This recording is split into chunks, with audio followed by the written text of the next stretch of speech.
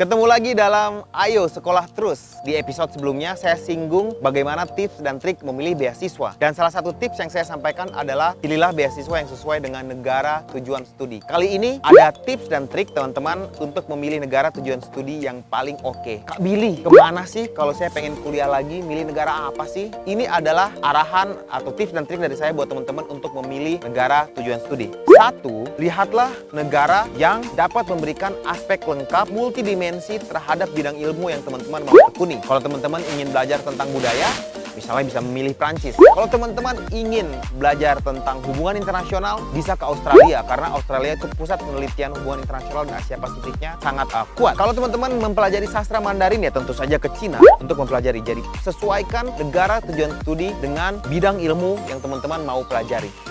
Yang kedua adalah pilihlah negara studi yang dapat memberikan teman-teman pengalaman yang lengkap. Jadi tanya-tanyalah kepada senior-senior, misalnya saya pengen ikut unit kegiatan organisasi ini, saya pengen ngikut kompetisi ini, itu adanya di negara mana? Teman-teman sesuaikan dengan kegiatan yang teman-teman mau tekuni, lalu cari di mana negara yang dapat memprovide kegiatan tersebut secara utuh. Karena kita kuliah di luar negeri itu bukan hanya kuliah di kelas guys, tapi kegiatan ekstrakurikuler juga menjadi penting. Dan yang ketiga adalah perhatikan aspek budaya dan bahasanya. Teman-teman mau mempelajari budaya apa dan bahasa apa selama lagi masih kuliah di luar negeri. Misalnya teman-teman tertarik untuk mempelajari budaya Timur Tengah, Middle East, maka negara-negara Timur Tengah bisa menjadi acuan teman-teman untuk mendaftarkan ke sana.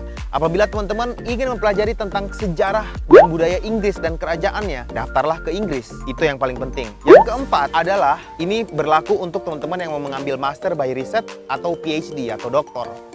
Sesuaikan negara tujuan studi dan dosen atau profesor yang available dengan ilmu yang teman-teman mau pelajari atau riset. Karena dosen dan bidang ilmu tertentu hanya available dan paling kuat ada di negara tertentu. Dan yang terakhir, ini relevan dengan teman-teman yang akan bawa keluarga. Carilah negara yang family friendly. Misalnya akan membawa suami atau istri, cari negara dengan kebijakan pelonggaran kegiatan bekerja, paruh waktu. Atau kalau bawa anak, carilah negara dengan biaya pendidikan anak yang murah. Misalnya ada beberapa negara yang pendidikannya gratis, atau ada pendidikan yang murah sekali. Kalau Australia kan pendidikan yang dasarnya itu masih gratis. Kalau Amerika kan mungkin harus bayar. Nah, itu menjadi konsiderasi teman-teman untuk memilih negara tujuan studi. Pesan saya terakhir, jangan memilih negara tujuan studi hanya untuk alasan bersenang-senang atau keren-kerenan. Jangan teman-teman. Kita kuliah ke luar negeri bukan hanya untuk senang-senang, tetapi kita harus secara holistik mempertimbangkan semua aspek. Demikian tips dan trik memilih negara tujuan studi dari saya. Apabila ada pertanyaan lebih lanjut, DM saya di @BillyMembrasar. Sampai ketemu di episode berikutnya.